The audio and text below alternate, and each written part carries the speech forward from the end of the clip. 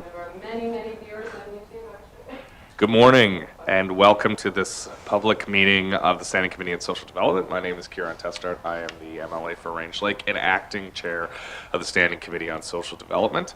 I'll now ask members to introduce themselves for the record, starting with Ms. Morgan.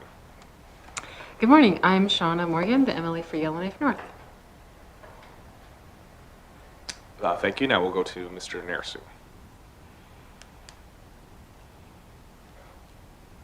Good morning. My name is George Nersu. I'm the MLA for Mackenzie Delta.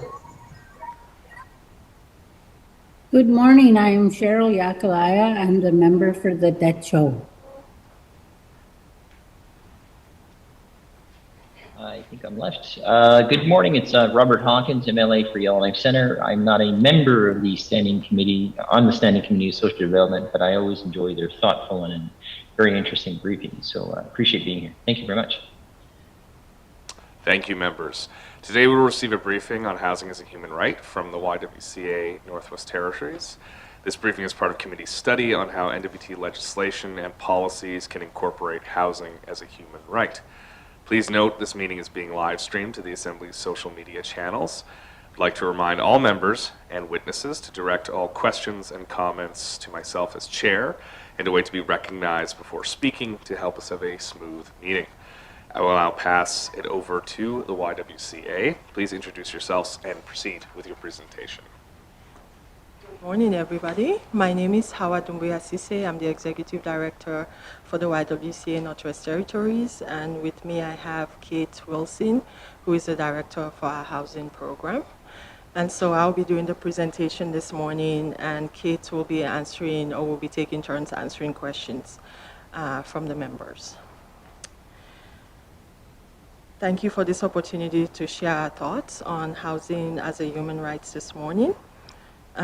Few months ago, we also presented on the Missing Persons Act, and so I know some of you are familiar with the work that we do, but I'll take some time to talk a little bit about that. So about us, our mission is to create safe and equitable northern communities where women, girls, and families can realize their full potential. We operate a variety of services to achieve this, from youth empowerment and after-school childcare to independent legal advice representation for survivors of sexual violence and family violence. However, our biggest and most established program is housing. This has been a key part of our work since 1966 when we started. In Yellowknife alone, we have 21 transitional housing units for families in need of support, with several of these specifically dedicated to emergency housing for families. We also have a second stage housing unit for women and children who have left abusive relationships. And in addition to that, we have our 6-bedroom emergency shelters for women and children fleeing family violence. And this serves people not just in Yellowknife, but across the territory as well. We also work closely with private landlords in Yellowknife to secure units for families who would otherwise be turned away due to bad credit or previous bad debt. We support by paying expenses like rent arrears, damage deposit, and we also furnish apartment units for families when they move in so that they have a good start. We realize that housing is not just putting a roof over someone's head, but also providing that support. And so we make sure people get off to a good start when they move into those units. Wraparound supports are built in directly to our program and are indeed integral to our success. We have a team of support workers who generally work with families as they navigate all aspects of the system. Other services that we provide include wellness programming, employment readiness, and food assistance, just to name a few. And lastly, we have also opened 2 safe homes in regions, so in Fort Simpson and Fort Good Hope, which is open to women and children that are fleeing family violence within their community, and it's for short-term emergency stays.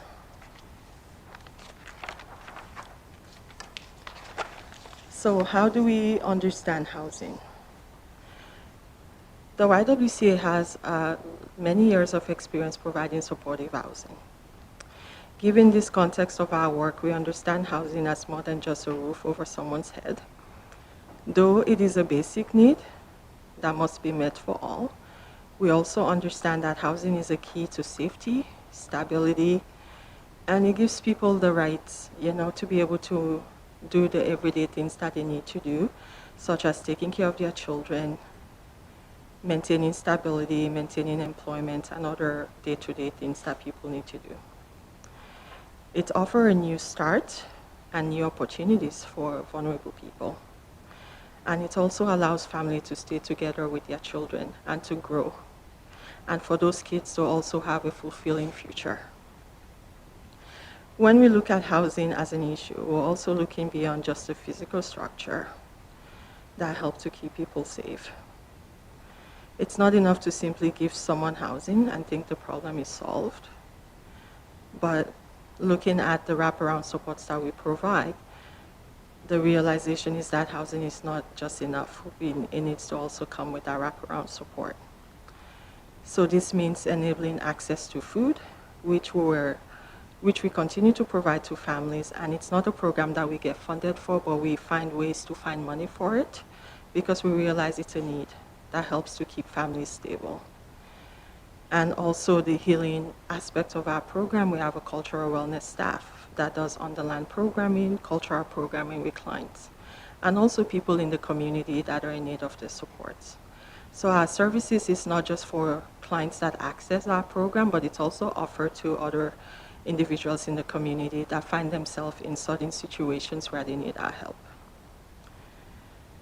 So when we talk about housing as a human right, this is what we're thinking. We're thinking about people that are living inside the houses and how they deserve safety, stability, opportunity, and dignity that accessible, affordable, and reliable housing affords them. Everyone has a right to housing, regardless of financial or material status, regardless of identity or background, regardless of where you live. Simply that. And I think speaking from the heart, as an immigrant coming to Canada, we really expect that housing and basic human needs will always be solved by the government or by social structures, but that's not the reality that we're seeing. And given that Canada is a first world country, it's really surprising for many of us. When we talk about homelessness, families that are homeless, we really look at the idea of hidden homelessness. This is a primary challenge that we face and that we witness when we support clients. As providers of transitional and second stage housing, we often encounter a form of acute housing insecurity known as hidden homelessness. This is identified as those who are provisionally accommodated but do not necessarily have secure housing of their own. It includes anyone who is couch surfing, sleeping in cars or other sort of vehicle, or living in a short-term shelter with nowhere else to go. This type of homelessness is referred to hidden because it is not visible as those sleeping in infrequent overnight shelters. But it does not mean that it does not exist. It leaves people in unsafe situations, and it really impacts their overall well-being. This is what we see when we talk about family homelessness. It's mostly hidden.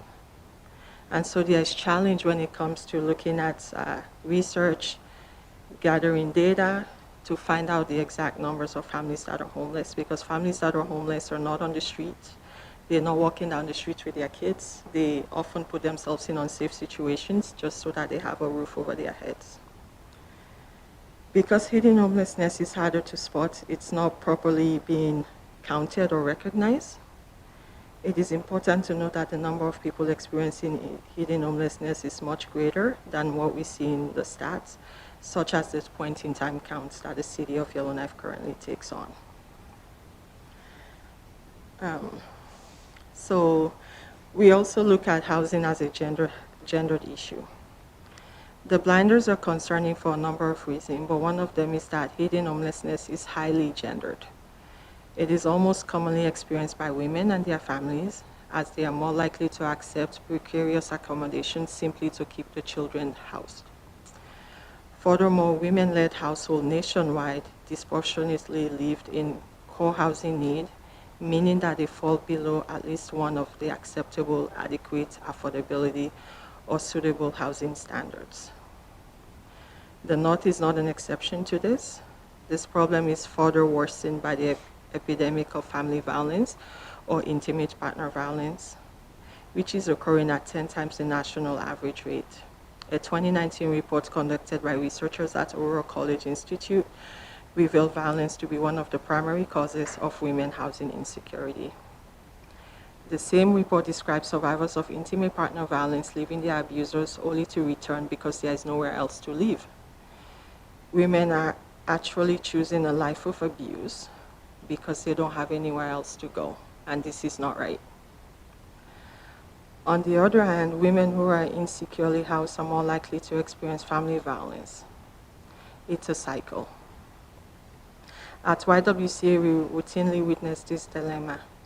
Women with or without children come to our family violence shelter and often with limited financial means struggle to find housing where they can begin to live a violence-free life.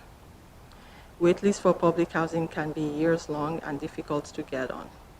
We work hard to fill these gaps with our second stage and transitional housing, but our programs are vastly oversubscribed, and we can't always be able to make up for the shortfall. So a good example is when we opened the 21-unit transitional housing in November of last year. It's a 21 units, but we got over 70 applications for that building. And so we're not able to serve everybody that was on the wait list. So the problem continues. And when we look at the issue of housing crisis as well, we look at the rising cost and the level of poverty across the territory. Everything has become so much expensive and families are sinking deeper and deeper into poverty. The smaller the community, the worse the problem. We have more and more people coming to us for assistance just to try to keep their heads above water amidst this affordability crisis. We have met many people who are working 2 to 3 jobs just to keep a roof over their heads and food on the table. Sadly, government funding for social welfare is simply not keeping up with the cost of inflation. One stark example is the housing subsidy that the territorial government currently provides. Applicants are currently eligible for up to $800 a month. However, the rising cost of living, that $800 does not nearly go towards what it needs to go towards, especially for larger families. It's worth noting as well that the $800 a month is calculated based on gross income, not on net income, which means that applicants are receiving even less. The pressure is felt on service provider side as well. The funding we receive is relatively static, but the cost to keep the lights on, fix and repair units, staffing to support the families living in those units and in the other units that we also rent outside, because the need is so high, have gone up. We do everything in our power to keep this rising cost from being passed to the tenants, but we're left with fewer and fewer options. We point this out because we have seen several examples in recent years of the territorial government taking over programs. So, for example, the day shelter from nonprofits, only to greatly increase the budget allocated to it. If the NWT need that money to run the services, why are we expected as community organizations to do the same with little money? It's also deeply troubling when funding for programs and projects are cut mid-fiscal year or only funded 1 year at a time. This gives the impression that government cannot be trusted to truly commit that programs are at the whim of whoever is in power, when housing should be a fundamental human right, regardless of who is in power. So what will it take to address this crisis?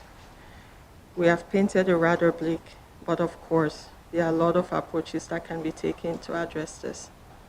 Short-term shelters are currently necessary so that we can ensure the community most vulnerable people are not left behind or put in harm's way, but they're a bandit solution for a systemic issue. what the NWT, and indeed I guess the rest of Canada as well, requires are political and financial investment in long-term solutions.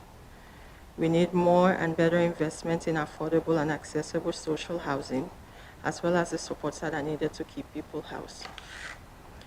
We need to meaningfully acknowledge the full scope of what housing insecurity can look like and have a better understanding of how it impacts various groups within our community, particularly those that are marginalized.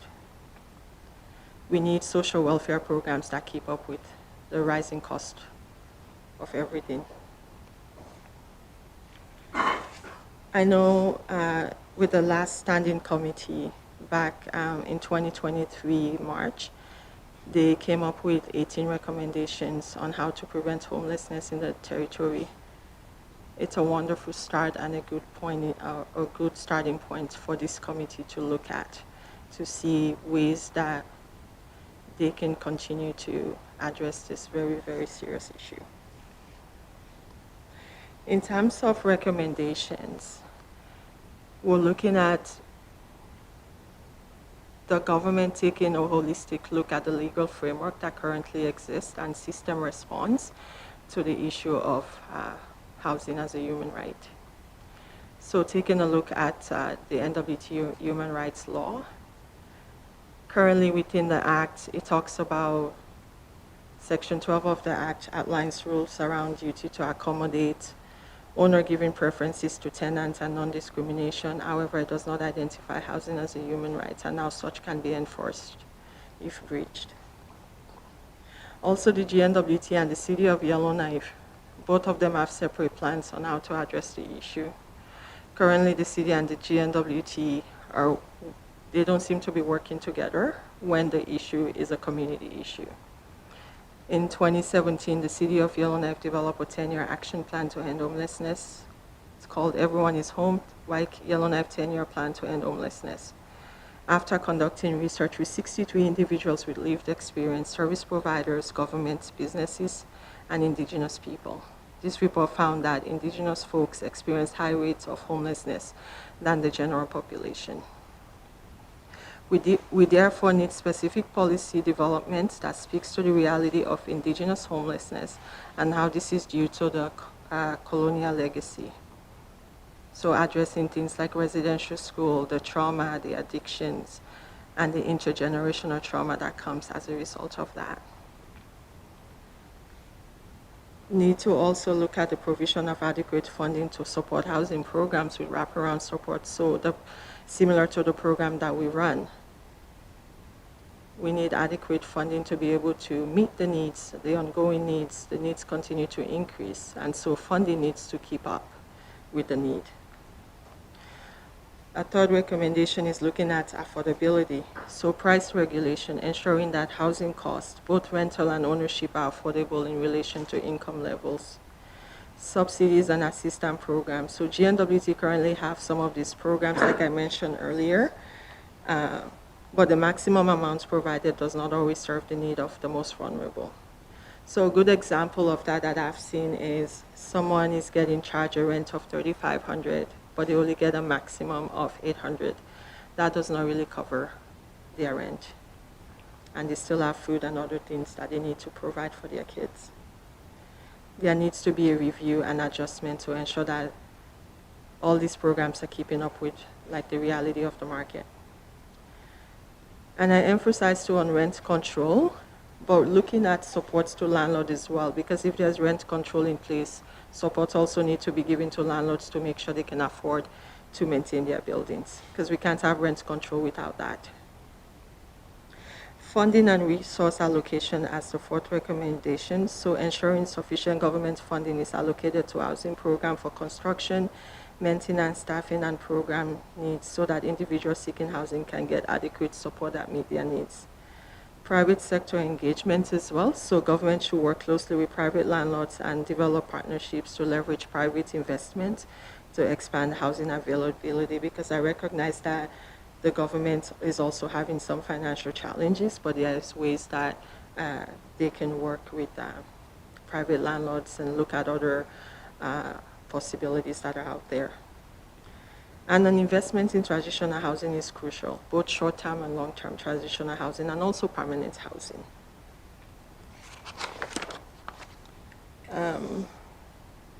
Government should also be working closely with nonprofit and affected communities to ensure that their input into policy development and cultural consideration are met. We find that sometimes we get consulted on various issues or on various strategies, but things are not really implemented when it comes to the practicality of it. So I think I'll wrap it up by saying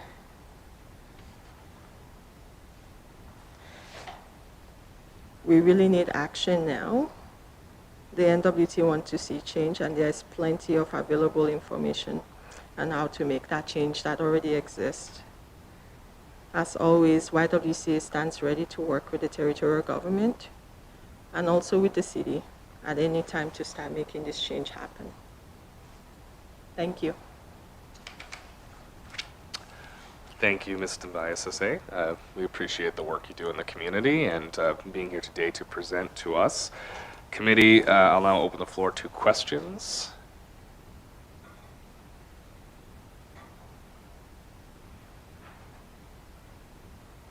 Anyone online? Mr. Hawkins. Thank you very much, and I appreciate the presenters. I first want to acknowledge your efforts and certainly your passion with respect to the subject. Without really robust people and partners like yourself, I can't even begin to imagine the state of affairs we'd be having. I guess maybe just to jump into a quick question for you is that given your current assets that you talked about, we don't have to go through them, in the sense of your availability to support people, how many more units would you consider yourself short? And the reason I describe this as, and I'll come back to the question just to repeat it so you know the context, is I always look at the Evan paradox where you solve a problem and all of a sudden it's actually getting bigger, oddly enough. So you talk about the hidden homelessness, etc. So in other words, if we provide housing, more will show up, but really they're there. We just have some challenges of identifying them. So it's not as if they're new. It's just now they're above this, above that line, as in not below the surface. But given the state of the context of your assets, in other words, doors, availability for safe housing, how many more would make we'll call it a sizable or an impressionable dent in your current portfolio? Thank you. Thank you, Mr. Hawkins. Ms. YWCA. Oh, Ms. Wilson. Yes. Thank you, Mr. Chairman. Homelessness in Yellowknife is a community issue. So when there are no housing available for people in the community and they find themselves down in Yellowknife, they tend to stay because we're able to find something here for them. So one of the things that we need to look at is housing in the communities. We have so many people in their own communities that don't have anywhere to stay. And when you don't have anywhere to stay and there are no resources there, you tend to flock to where there are resources. And you can't tell people not to come to Yellowknife. They will come because they want to do what is best for their families. And so when we have, we can have 100 units in Yellowknife, it will be filled. But then what are we doing? We want people to thrive. We know that the people that come from communities, they love to be in their communities and they love to stay in their own home, but there are no services and no housing there. And so then they flock to the city. So really, I can say we will get 100 units, it will be filled because the problem is not solved in the communities. So we have to look at the community all together. Now, we talk about housing as a human right. When you don't have a place to stay, you don't have clean food to eat because there's nowhere to cook your food. There is no good water to drink. You don't have any washroom that you can use that is yours. You don't have any space. Your mental health is not good. So it's really a very difficult situation to find yourself, let alone to find a family that do not have their own place to stay. It disrupts their whole life. And we're looking at the children that are being brought up in situations like that. Because sometimes we look at the parents and we look at the mom and the dad, but we don't look at the children. They are the ones that are suffering. And so, and the population in Yellowknife is not much. And the population in the NWT is not much. And if we have these children, and we have quite a number of them in situations like this, what are we doing? You know, we've been talking about this situation for so long. We've been talking about housing for so long and homelessness for so long. What are we doing, you know, for the children? Because they are the ones that are really suffering. And when parents are not doing well, kids suffer as well. And so we can talk about all about homelessness as human rights. But the children and the people that are in those homes, what are we doing to help them, to support them, to make sure that they thrive? That is where it's at. So for me, when I look at and when I hear housing as a human right, I'm not looking at just the house, the people that are in there. You know, what is the responsibility of the government? What's the responsibility of the various government departments? What's the responsibility of the community to make sure that these marginalized and vulnerable people are also thriving? Because remember, we are in the same soup. We are in the same soup as NWT and the same soup as Canada. When the least of us is not doing well, we are all not doing well. You can keep a blind eye, but like any virus, it finally will find you if you don't deal with it. And this is what has been happening. And it's been happening for so long. I've been in the North for so long, and I've been in this homelessness business for so long. And every time that I get the chance, I always tell how the situation is going to get worse. And there's been studies after studies after studies after studies, and the action has not matched the studies or the recommendations that has been given. And so here I find myself again, after 20 how many years of this business, still talking about homelessness. Like, what are we doing? So that is what I wanted to say. You know, I just have to say my piece. I'm growing old, and I need to be able to at least see something happening in my lifetime, you know, that we really actually tackling this situation head on, and with some good system in place, you know, action, making things happen so that families are thriving, you know. It's really disheartening for me to see this happening in the community that we live in. People are coming from all over, every community. We try hard to house them because they're here. And so when they're here, they don't have anywhere to stay. We work with landlords and stuff like that to house. But then what's happening at home? They're leaving all their support systems at home, you know, and coming to a big city where they don't have much. Human beings are important. It's the people are important. So our focus should be on the people and how we make them thrive. And we know all the issues that are happening in our community right now. I mean, we don't have to reiterate what's going on. We all know. What are we doing? What is the action? And that's my piece. Thank you, Ms. Wilson. And we're this reason the committee is studying this on its kind of own initiative after a motion was passed in the House is because MLAs are also quite concerned with the actions of government on solving this. And we do want to see something done, which is our hope that we will complete this work and be able to have something firm and tangible to ask the government to deliver so we can start to turn the corner on this. But I appreciate your passion and also your frustration. And that's why we're here today and appreciative of you presenting to the committee, because we are aware of how challenging it is, the environment you work in, to provide these services to people in need. But that's enough from the chair. I'll go back to Mr. Hawkins. Thank you, Mr. Chair. First of all, I always tell everyone that Ms. Kay Wilson is one of my most favorite people, and her passion didn't disappoint because I know she's wonderful, and as a matter of fact, I always call her an angel, so I don't want to miss the chance to officially emphasize that because she's important not just to the community, but to everyone everywhere. So not. My next question is to focus in on the sort of the bigger picture, and certainly lean on the expertise of the YWCA, and certainly feel free to inject all passion as necessary. Now, to help MLAs, sharpening our focus in a manner that balances urgency and impact, so results.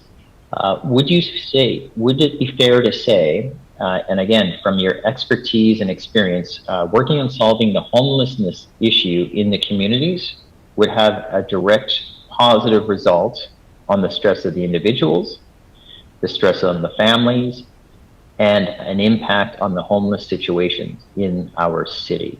I'd love to hear your thoughts on where we sharpen our focus to have the balance of urgency and impact where you would see the results. Thank you. Ms. Wilson. Thank you, Mr. Chairman.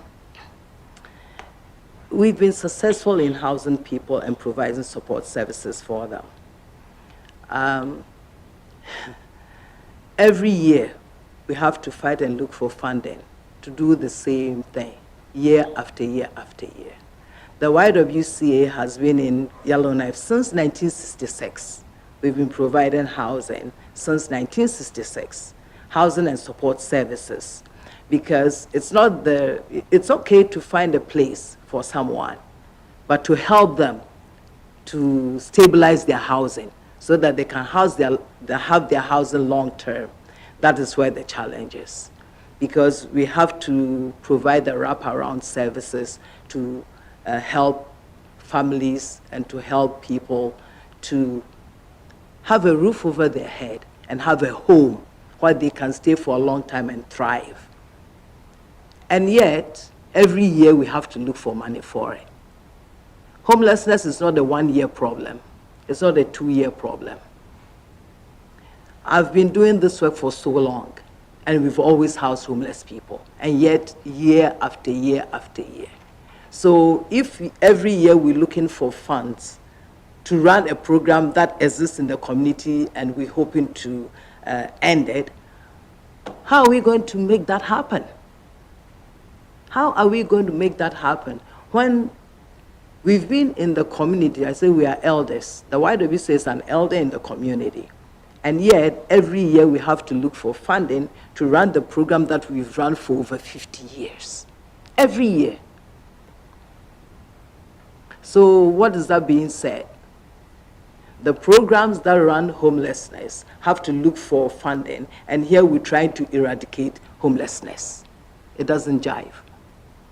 So you've got to be able to put your money where your mouth is and really look at what is being done in the community, whether it's effective or not. And if it's effective, then support those people to continue to run the program in the community. Now, right now, the situation we're having in Yellowknife right now, we were fortunate because 6 years ago, August 2nd, we lost the Rock Hill apartment. But thank God we have an apartment right now. So with what we have right now, we're able to house families, but smaller families, because it's just a few 2-bedroom apartments and it's 1-bedroom apartments. We have families that have 3, 4 children, that do not have anywhere to go. So we have to work with the landlords to find a place for them. That is a challenge in itself, because there's a shortage in Yellowknife. And if you're working and getting good income, you get a place with the landlord. So we have to build relationships with the landlord so that they will look favorably on us. We've been successful in this work for so long. We can pinpoint every community and every government department, and we're able to see the people that came through our program that are thriving. And so funding is very important because it brings stability. It brings stability. We can't be looking for money. It's a lot of administrative work and a lot of resources and a lot of energy to put in looking for money, because I look for money all over the place. So many different ports just to run the programs that we run in the wraparound services. It doesn't all come from the government. We have community people, we have foundations, we have all other organizations, so many ports And you have to put reports in every year and look for money every year. So that's the stability we need so that we'll be able to continue to do this work and to do it long term. I don't know if that answers Thank you. Mr. Hawkins' question. Mr. Hawkins, go ahead. Mr. Chair? Yep, go ahead. Yes, thank you. I was just trying to get your attention just in case it was welcome back. I mean, first of all, I want to say your passion shines through. I mean, even a blind person could see your glow and passion for the problem and helping people. So it may have missed the mark of the question. Ultimately, I'm asking from your expertise point of view is where would create the most immediate relief of living the past? Because we want to talk about trying to focus. And remember, this is a standing committee without money, and we advocate for issues on your behalf, as an example, and on behalf of the whole territory.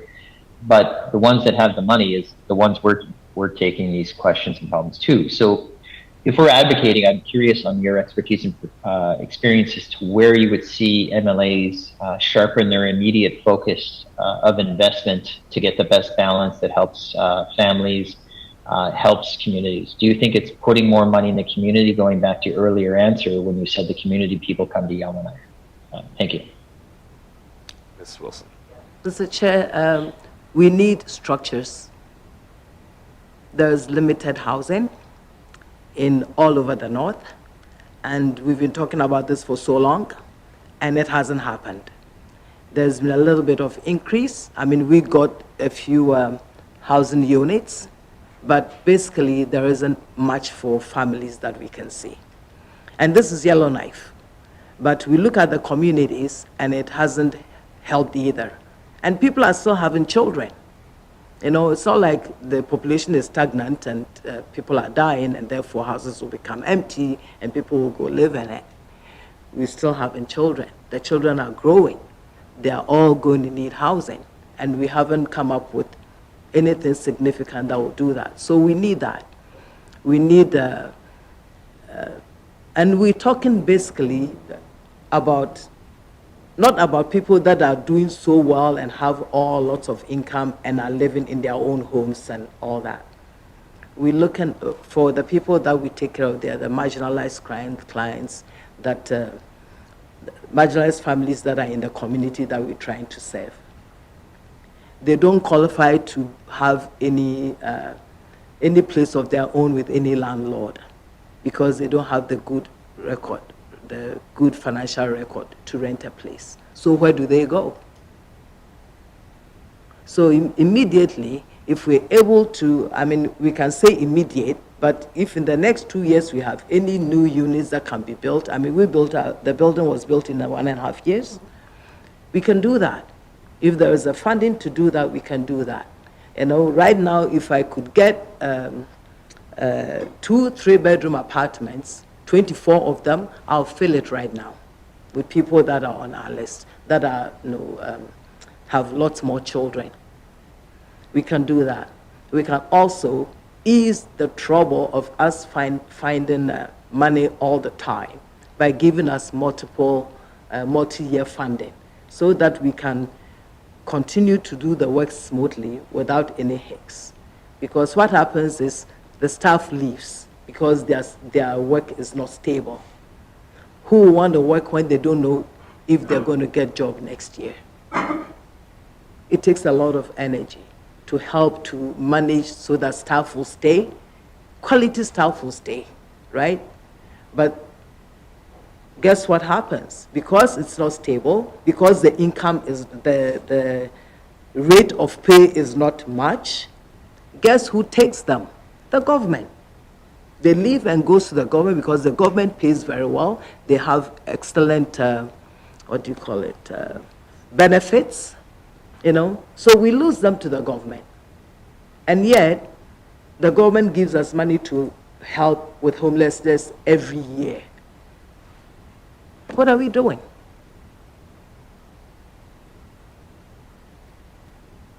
Anyway. Thank you, Ms. Wilson. Ms. Morgan. Thank you, Mr. Chair. Thank you very much for coming in and spending your time. I know it feels probably like you've been at this over and over again, and you've talked to government and you've talked to committee over and over and over again. So I appreciate you being willing to come one more time and tell us once again, and it's up to us to really take that in and try to do it differently this time. One question I have, you talked about hidden homelessness and how significant it is, and how the people who are struggling with hidden homelessness are often not being counted in the city's point-in-time count. Do you have any ideas about how we might be able to count how many people are experiencing this, just so we get a sense of the scale of the problem? Or do you have ways yourselves that you even informally try to keep track or count, just so we even know what scale of problem we're dealing with here? Thank you, Mr. Chair. Thank you, Ms. Morgan. Ms. Wilson? Unfortunately, that's a problem that nationwide they can't even look at, because nobody has really come up with a system that is efficient enough to do that. The focus most of the time has been on single men, single women, because the single men tend to so-called cause a lot of trouble in the community, and so then it's there for everybody to see, so they do things around single people. But what we find that with every single person that is an adult, there's a child somewhere, there's a mom somewhere. Where are they? We don't look at that, right? With every single woman that is out there that is old enough to have a child, there's probably a child somewhere and a dad somewhere. And so we haven't really found a way. But for us, because we do a lot of wraparound services, and we do the employment programs and the indigenous programs and the food programs, we tend to see a lot of families. And so we're able to know from those families when they come, where are they staying, what are they doing, we connect with them. So we're able to find out, and they put in their applications as well, right? And sometimes when they come, we ask them, so who else is living with you? So where are you living at? How many people are there? Oh, we have 3 families that are living there. So then get them to come and fill an application, so we can see how we can help them. And so we're able to find that, but we don't see all of it. And then the thing is, it's so fleeing, because we can get a number right now, but the community, people in the community, because they come to Yellowknife and they decide to stay, then they tend to linger around, right? So the post keeps shifting. So we can get a grasp of what we're doing right now. I mean, I've been doing this work for over 26 years, and we've always housed families. The last 6 years, we've housed about 100 families every year. 100 families every year in the communities, in their own apartments and stuff, because we've worked well with the landlords to do that.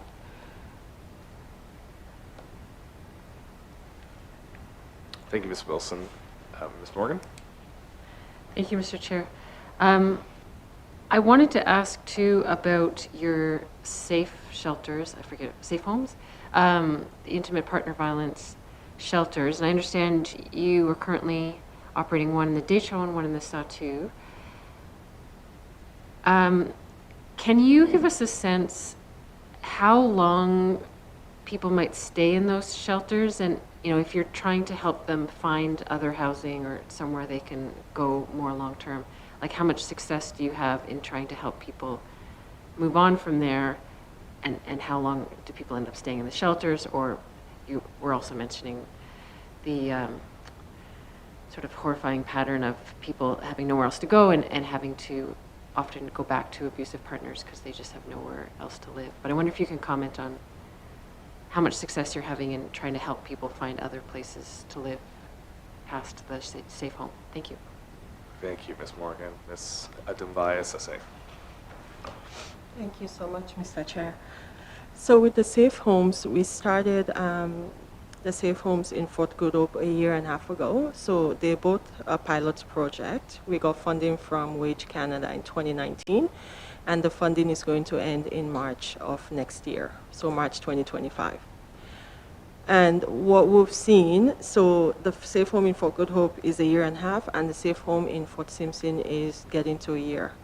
But the funding is coming to an end, and I'll talk a little bit about that later on. But The number of women and children that we've seen coming in there has shown that there is a need for safe homes in both of the community.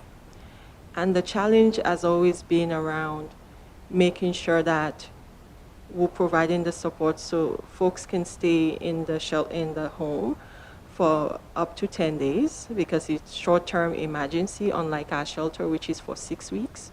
But depending on the situation and because of the challenges with getting housing in those communities, we're finding people wanted to stay longer. So we are able to make some changes and trying to be really flexible with the program, but also when someone else needs it in an emergency situation, then we have no choice but to ask the other person that's there, mainly because of homelessness sometimes we're finding.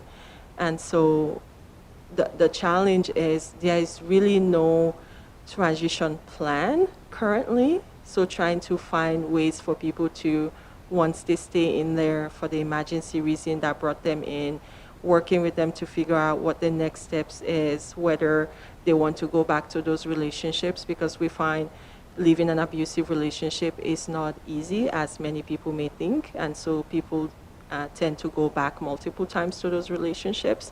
And for people that have made the choice to walk away from it, we find there is limited resources within the community. So even private landlords are not many, and public housing is very few in those communities as well.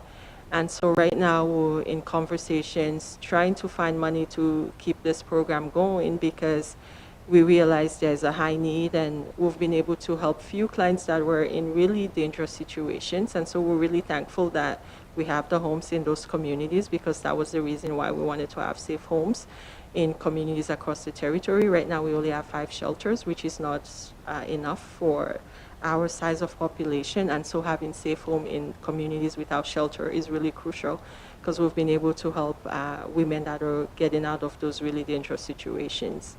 But the challenge is they don't have any place to go beyond the 10 days or beyond however long we can accommodate them. And so right now we're working to find ways and funding to keep it going, but also looking at adding a transitional housing piece to those safe homes so women can be able to stay for the 10 days in the emergency units. And then for women that are looking to leave those relationships and have that long-term stability, then we'll be able to move them into those transitional housing where they can stay for up to 3 years, just like we run the transitional housing in Yellowknife. But funding, again, is an issue. We're not getting any luck with even looking for program funding to operate the safe homes beyond March 31st of 2025. We've already had conversations with various departments within the government.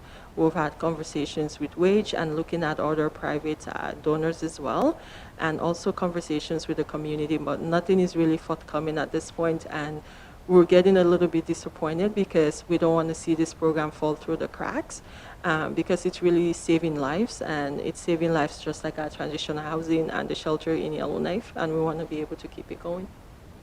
Thank you. Thank you. Mr. Nersu?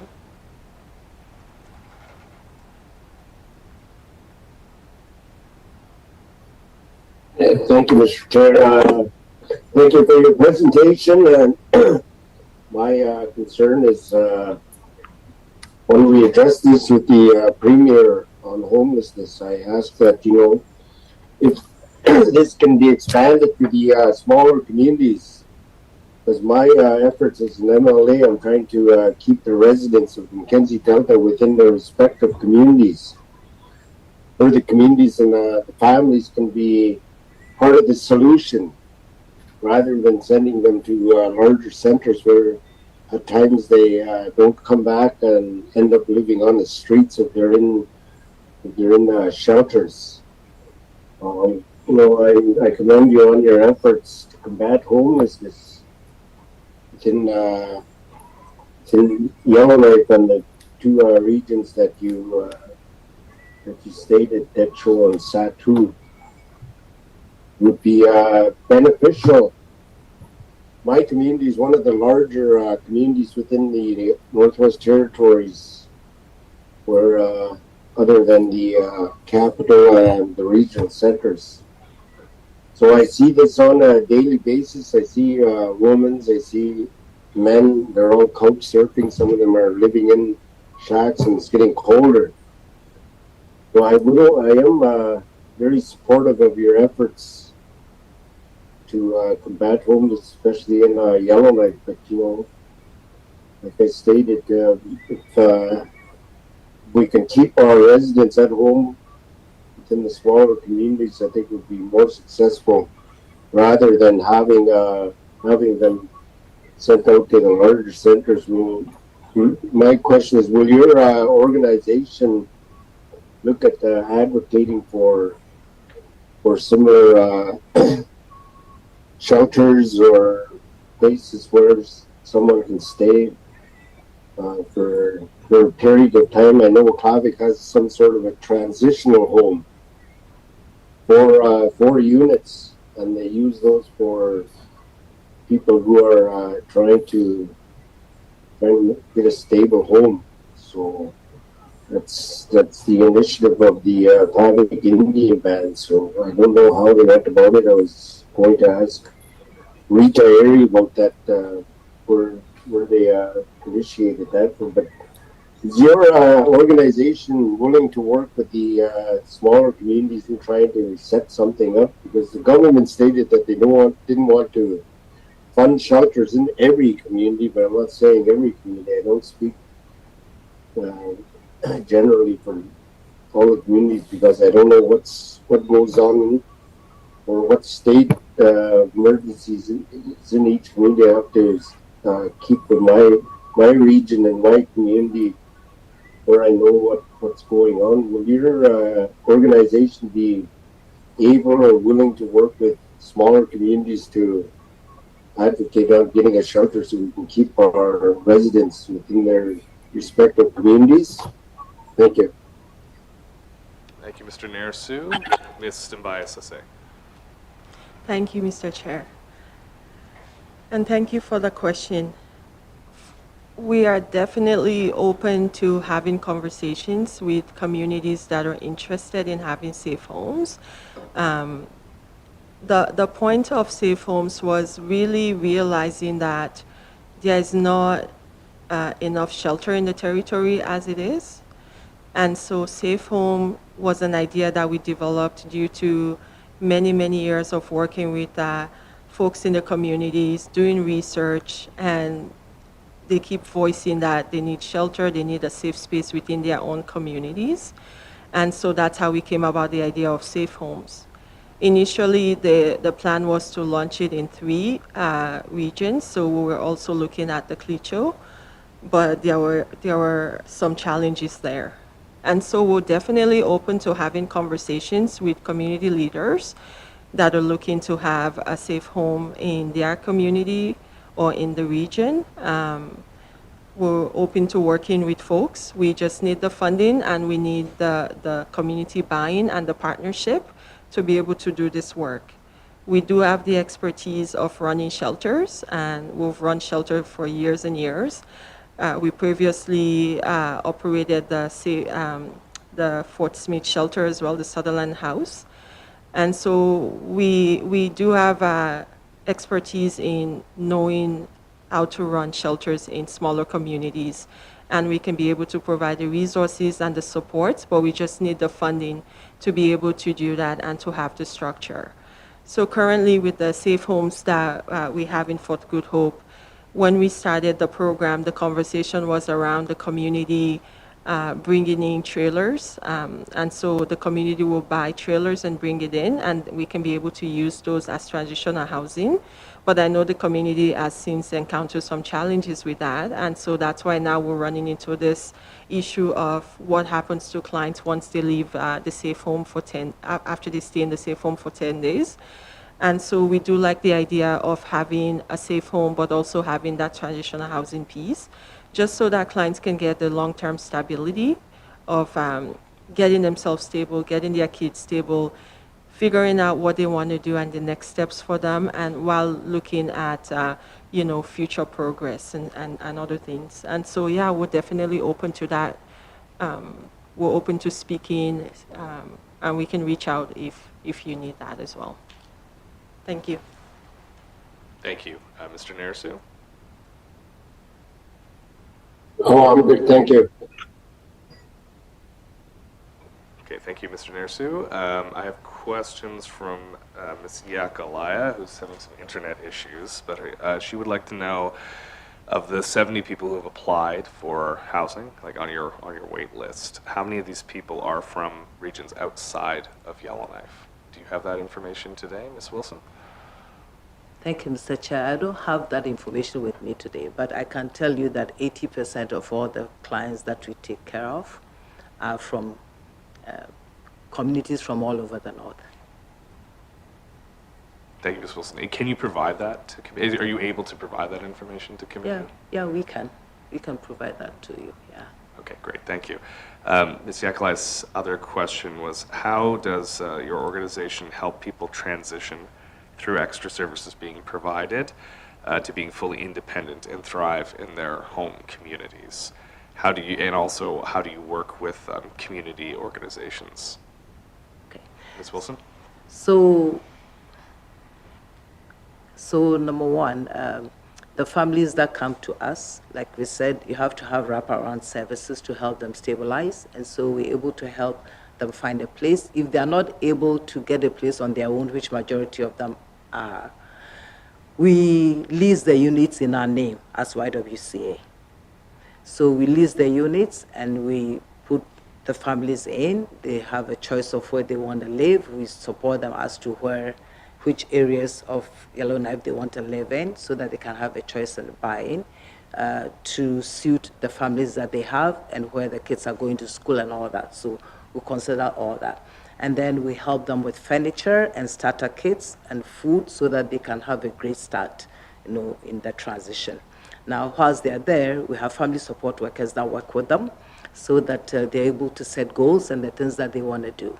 We have indigenous programming. We team up with, we have indigenous programming run by indigenous people within the organization, and we team up with Yellowknife YWCA, to deliver programs, and also with some elders in the community that come in to deliver programs. They go do stuff on the land, and so then people get to know their culture and also stabilize them, right? Get to know who they are and what they're about, and ease their mental health and stresses and stuff like that. So then we also have employment programs that we can, those who are ready to work, that we're able to help them to find work. And if they are not ready to work and they need some skills, we're able to help them with the skills that they need to prepare them for employment. So we have the driver training, we have training suited to jobs that are out there.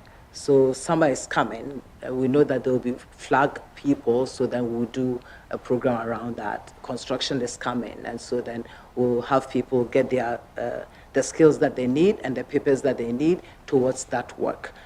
If they want to do administrative work, then we partner with the NWT and also with the Diamond organization and also with Oral College, and so then they can go into basic office and administrative work. So we have all these partnerships that we've built in the community that our clients can access, and we open it up to people in the community as well, so that they can access it and prepare themselves ready for work. Now, if they're not ready for work and they just want to be the best mom that they want to be, then we support them as well. And so we meet people where they are at, and we work with them where they are at. So when families are stabilized, and one of the things that help families stabilize a lot is the provision of food, so that kids will have food to eat. It's very important. Sometimes we don't really put importance on that, but every human being has to eat, and we have to drink. And when we don't have food, you do all kinds of things to make sure that the food is there for children to eat or for you to eat. And so we look at helping those situations, trying to alleviate poverty, right? So what happens then is when they've lived there for a while, and we know that the landlords will not take them, but we negotiate with the landlords and help them to transfer the lease into their own name, so that they will have their own housing in their own name. Then that way it releases the YWCA so that we can add more units for others who don't qualify as well. At one time, we had over 60 units in our name. that puts the organization in jeopardy, for 60 units that is in our name that we pay for. And then we support the clients in there. But we've been able to transfer all the 60 units into their own name. Right now we have 10 units. And insurance is really giving us issues because they will not insure us if we have a lease with another landlord. Because if something happens in that apartment and one of our clients causes anything, for example, and there's fire in that building, we are liable because it's in our name. And so it put us in a precarious situation, whereas before we could get 20 or 30 units. Now we're limited to 10 because that's all we can afford to do. So that's also cutting down on what we are able to do more for clients. Right? But that's how we do it. So then by the end of your stay with the YWCA, maybe a year after a year and a half, most of the families have their units in their own name. So then it's their own place, right? So that's why, we advocate, and like I said, if I could get 24 apartment units right now, 2-3 bedrooms right now, we'll be able to house families that have larger families. And if it's our own building, our insurance will cover us. But if it's somebody else's, then it's a problem. Yeah. Thank you, Ms. Wilson. I think part of Ms. Yakalaya's question was around supports in communities outside of Yellowknife as well. Like you've talked about some of the safe houses, safe housing programs you operate. Are there any other programs you operate in communities to keep people in their communities rather than having to go to Yellowknife? Or do you have any perspective on that where we could support programs like that to keep people in their home communities? As that's an issue committees very concerned with. Ms. Timbaya Sese? Thank you, Mr. Chair. So currently we're working on the safe homes, but we're trying to find ways, even with the 2 safe homes, on how we can expand our services to the community. And so we're exploring options around, we do have youth programs as well, trying to see if that's a need in those communities, to making sure that, the youth are also engaged and that they're involved and they're learning and growing in a safe and healthy environment and within their home.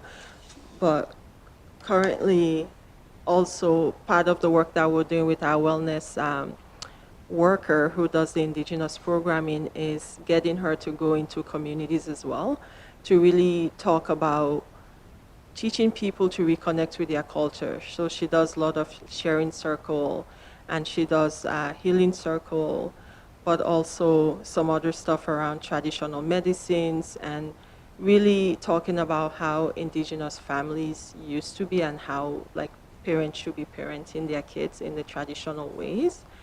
And so we are open to expanding programs. I know years ago we used to run the Girls Space program in Bechico, and that was as a result of getting funding to do that work. And so we're open to expanding, and that's why in 2017, I believe, we changed from YWCA Yellowknife to YWCA Northwest Territories, because the intention is to be able to expand our programs across the territories so that families can stay in their community where they have the support. But we need the funding and the resources to be able to do that, to be able to reach those communities and run programming in those communities. Thank you. Thank you very much. Ms. Morgan, did you? No? Okay. Seeing as, oh, sorry, I had one more. So, Ms. Timbaya says that you said, in your presentation, you mentioned human rights legislation. And housing is a human right. That's where it kind of belongs. But the federal legislation, it doesn't go that far, but it does enshrine the principle of housing as a human right in legislation, just not the same way you would be able to go to a human rights tribunal. Do you have a perspective on that, on where's the right place to situate this right? Is it as a principle that underpins housing strategy or housing legislation, or should it be more generally applied as a right accessible through things like human rights tribunals and human rights legislation directly? Go ahead. Thank you, Mr. Chair.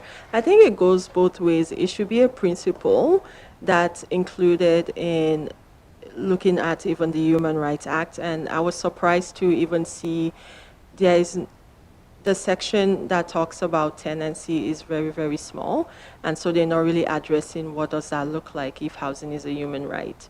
And so that's why I brought that up. But it should be a principle, but also should be a general rule within the Tenancy Act as well, because I know that's where people usually look into when we're looking at supporting vulnerable people.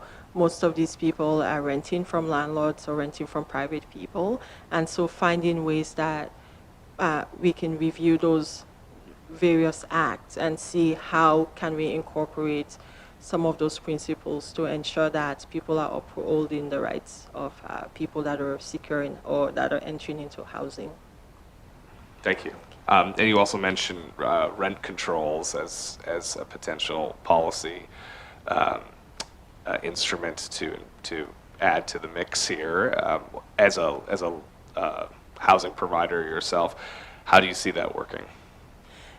Thank you, Mr. Chair. And so that's why when I said rent control with supports, it's because I also realize there's two sides to this. You need individuals that are looking for housing to be able to afford housing, but you also need landlords that are providing housing to be able to maintain those buildings.